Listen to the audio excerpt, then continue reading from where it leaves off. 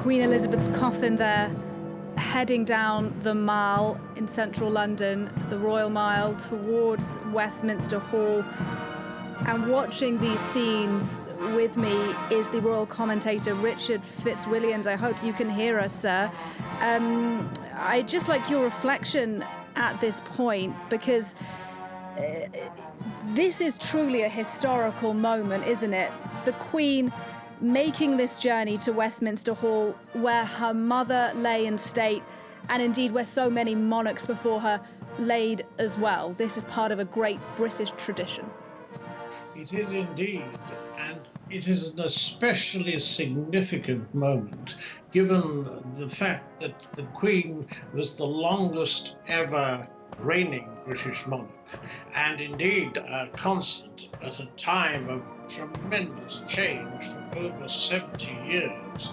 And looking at the scene with the processional avenue from Buckingham Palace used so effectively, we see the royal standard over the Queen's coffin, and on top of it the imperial state crown that is used by the monarch after he or she has been crowned, the coronation, and also when Parliament is open. And what we also see, the coffin on a gun carriage being drawn by the Royal Horse Artillery. They were created in 1947 by the Queen's father, and she kept the sobriquet King's Troop. And also following them, we see King Charles, his siblings, and other members of the royal family, including Prince William and Prince Harry. And this is a moment that will live in our history. There will be those who will remember the funeral of the Princess of Wales when William, at 15, and Harry, at 12, walked behind the catafalque. And this, in a sense, is almost a reenactment. And what we also see is the pageantry, the King's Guard, Grenadier Guards, in fact, escorting the coffin, the senior regiment of the 5 regiments of foot.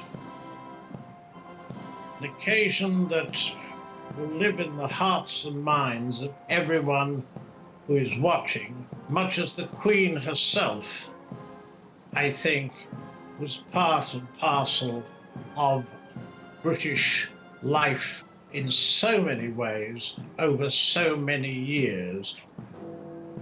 Indeed, and as we look at King Charles there leading that procession behind his mother's coffin, I'm struck by how once again his grief for the loss of his mother must be on public display again. And as you said, there is an echo there of the death of Princess Diana, with William and Harry also walking behind the coffin, them again expected to grieve in public.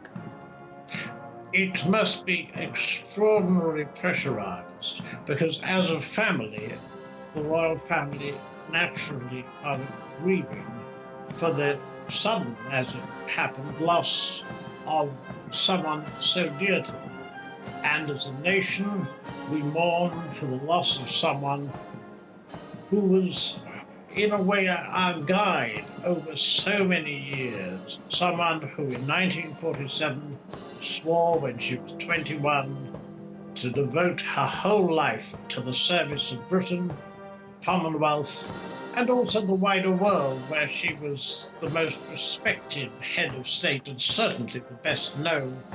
And for many, many years, got to know so many leaders. She had 15 British prime ministers under serving her. And of course, she passed 2 days after she had received her last prime minister. She'd wanted to do it at Buckingham Palace, which of course is where the coffin has come from and where it rested over the night in the ballroom, having come down, flown down from Edinburgh. And this, what we're seeing, really, it is a living history The British sense of ceremonial is always extraordinary, and there is a precision. At 2:22 this began, and at exactly 3 o'clock it will reach via the Mall and Horse Guards Parade, which is where the Trooping the Colour is held annually.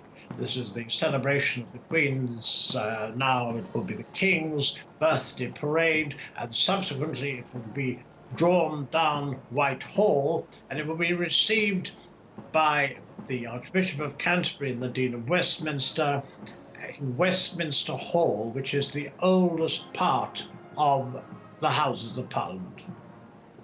Indeed, Mr. Fitzwilliams. I think perhaps now we should just take another moment to soak up the atmosphere there as that procession continues down the Mall. Thanks, though, for your reflection for now, and do stay with us. We'll speak to you again in a few moments.